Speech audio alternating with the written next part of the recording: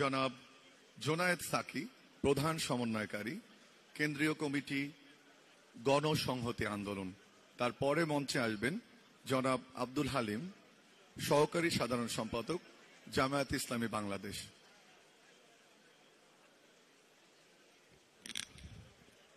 বাংলাদেশ জাতীয়তাবাদী দল বিএনপি আয়োজিত ঐতিহাসিক জুলাই আগস্ট গণ অভ্যুত্থানের প্রথম বার্ষিকীতে এই অনুষ্ঠানের মাননীয় প্রধান অতিথি, বিএনপি চেয়ারপারসন, সাবেক প্রধানমন্ত্রী, কারা নির্যাতিত নেত্রী বেগম খালেদা জিয়া, অনুষ্ঠানের উদ্বোধক বিএনপির অ্যাক্টিং চেয়ারপারসন জনাব তারেক রহমান, অনুষ্ঠানের বিশেষ অতিথি বিএনপি মহাসচিব জনাব মির্জা ফখরুল ইসলাম আলমগীর সহ জাতীয়তাবাদী দলের সিনিয়র নেতৃবৃন্দ, বিভিন্ন রাজনৈতিক দলের জাতীয় নেতৃবৃন্দ এবং বিএনপির নেতা কর্মী, শুভানুধ্যায়ী বন্ধুগণ, আপনাদের সবাইকে আমাদের দল গণসংহতি আন্দোলনের পক্ষ থেকে, ব্যক্তিগতভাবে আমার পক্ষ থেকে সালাম জানাই, শুভেচ্ছা জানাই। আসসালামু আলাইকুম। আমি অত্যন্ত সংক্ষেপে বক্তব্য রাখব, ইতিমধ্যে লম্বা বক্তৃতা হয়েছে।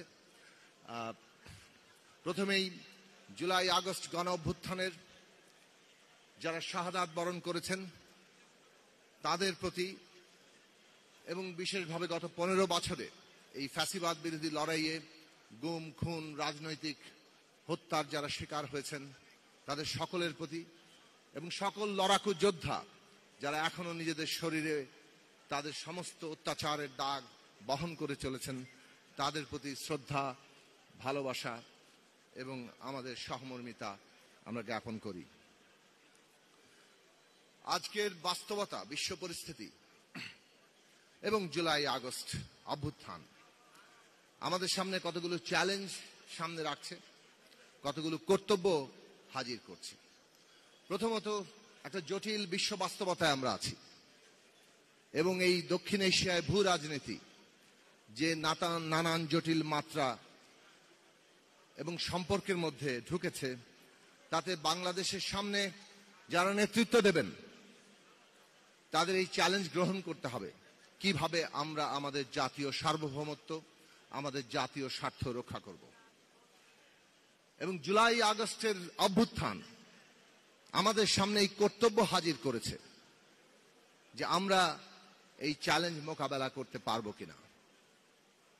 নানাভাবেই রেটরিকের মধ্যে, অলংকারে, বক্তৃতায় জাতীয় সার্বভৌমত্ব কিংবা জাতীয় স্বার্থের কথা আসে, কিন্তু বাস্তবত কোন দেশের জাতীয় সার্বভৌমত্ব এবং স্বার্থ রক্ষার প্রশ্নটি কেবল বহিঃশক্তির সাথে সম্পর্কের প্রশ্ন নয়।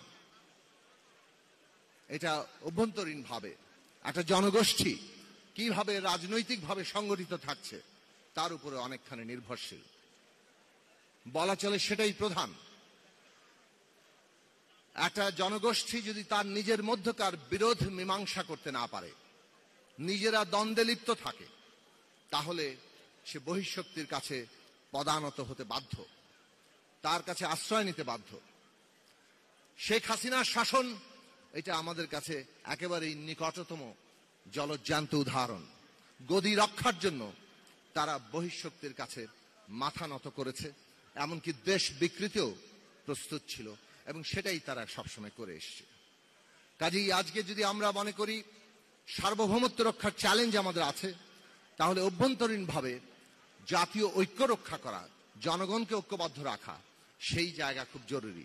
জনগণের ঐক্যবদ্ধতা, জাতীয় ঐক্য মানে সব দল এক হয়ে যাওয়া নয়। তার মানে হচ্ছে জনগণের মধ্যে বিরোধের মীমাংসার ব্যবস্থা থাকা, এমন গণতান্ত্রিক ব্যবস্থা থাকা যেখানে কেবল নির্বাচন থাকে না, কেবল ভোটের অধিকার থাকে না।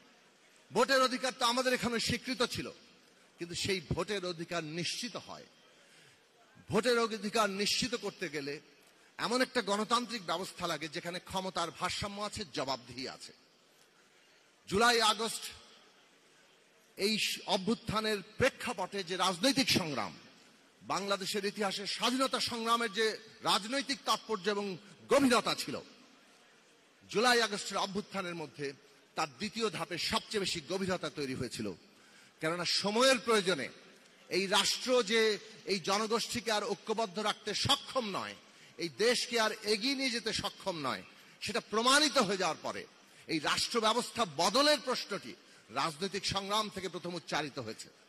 রাষ্ট্রের গণতান্ত্রিক রূপান্তর, রাষ্ট্র ব্যবস্থার সংস্কার, রাষ্ট্রের মেরামত, নানান নামে এই প্রশ্ন আসলো। মূলত তার মর্মবস্তু ছিল বিদ্যমান বন্দোবস্ত দিয়ে আর চলবে না, আমাদের নতুন একটা রাজনৈতিক বন্দোবস্ত লাগবে, যেটা এই রাষ্ট্রকে গণতান্ত্রিকভাবে পুনর্গঠিত করবে। ৭১ যে রাষ্ট্রের পত্তন হয়েছে, সেই রাষ্ট্র গণতান্ত্রিক হয়ে উঠতে পারেনি তার ক্ষমতা কাঠামোর স্বৈরাচারী চরিত্রের কারণে। এবং যারাই ক্ষমতা এসেন কম বেশি সবাই এই ক্ষমতা কাঠামোর নানা দিক অপব্যবহারের জায়গাতে শরিক হয়েছেন। আজকের বাংলাদেশ তার পরিণতি, জুলাই আগস্ট এক নতুন পরিণতি নিয়ে আসার জন্য আমাদের সামনে কর্তব্য রেখেছে। এই গণতান্ত্রিক ব্যবস্থা জাতিকে ঐক্যবদ্ধ রাখে, সেই ঐক্যের শর্তেই সার্বভৌমত্ব দাঁড়ায়। আর একটি প্রশ্ন খুব গুরুত্বপূর্ণ, একটা দেশের ন্যায় বিচার থাকবে কিনা, মানুষের অধিকার মানবাধিকার থাকবে কিনা। বাংলাদেশে কেবল নয়, যে কোনো রাষ্ট্রের ভিত্তি হচ্ছে সেখানে ন্যায় বিচার থাকে কিনা। রাষ্ট্র ধারণা মানে হচ্ছে ন্যায় বিচারের উপরে প্রতিষ্ঠিত। বাংলাদেশের ন্যায় বিচার কোথায় গিয়েছিল?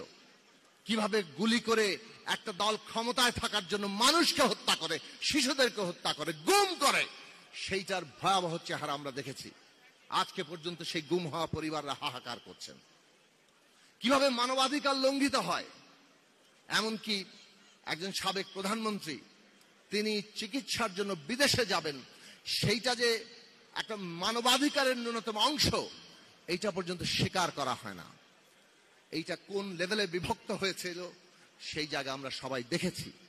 সুতরাং ওই জাস্টিস এবং মানবাধিকারের প্রশ্ন যদি আমরা রাষ্ট্রে তৈরি করতে না পারি, তাহলে বাংলাদেশ আজকের দুনিয়ার যে চ্যালেঞ্জ, আমাদের দেশের যে অমিত সম্ভাবনা, সেইটা আমরা কোনো পূরণ করতে পারবো না।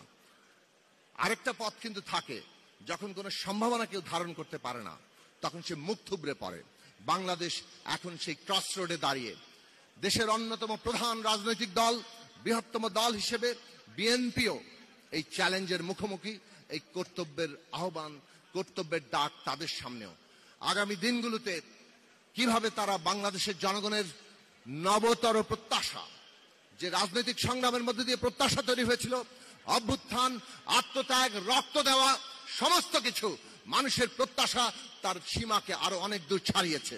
বিএনপি কতটা সেই সীমাকে গ্রহণ করতে পারে আজকের দিনে, সেইটা তাদের সামনে চ্যালেঞ্জ, আমাদের সকলের সামনে চ্যালেঞ্জ। আসুন আমরা সবাই মিলে বাংলাদেশের মানুষের সেই কাঙ্ক্ষিত স্বপ্নকে বাস্তব রূপ দেই, তাদের স্বপ্নকে সত্যে পরিণত করি। আপনারা সবাই ভালো থাকবেন। আপনাদেরকে ধন্যবাদ আমাকে এখানে বক্তব্য রাখার জন্য, সুযোগ দেওয়ার জন্য।